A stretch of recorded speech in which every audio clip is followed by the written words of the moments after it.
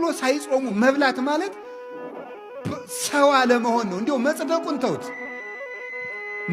ተውት። መጽደቁን መንግሥተ ሰማያት መግባቱ ጽድቅና ኩነኔ ገሃነምና መንግሥተ ሰማያትን ተውት። አለመጾም ከሰውነት ነው የሚያወጣው። ከሰውነት ያወጣል።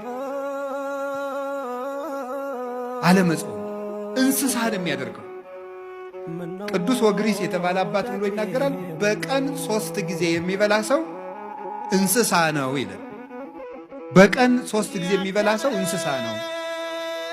በቀን 2 ጊዜ የሚበላ ሰው ሰው ነው። በቀን 1 ጊዜ የሚበላ ሰው ደግሞ መልአክ ነው ይላል። ይኸው እግዚአብሔር ቤተሰቦች፣ አሁን ሰው መብልን እየቀነሰ ሲሄድ መልአካዊ ባህሪው ነው የሚሰለጥነው። የሚያቅደው ነገር የሚያምር ሰው የማይጎዳ ሀገር የሚጠቅም ራሱን የሚያሳድግ አይምሮ ሁሉ ደብዛዛ አይደለም፣ ስል ነው፣ የተሳለ ነው።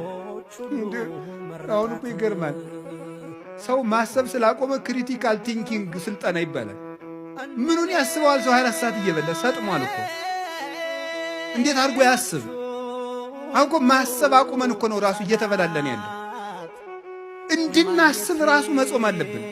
አይምሯችን እየበላ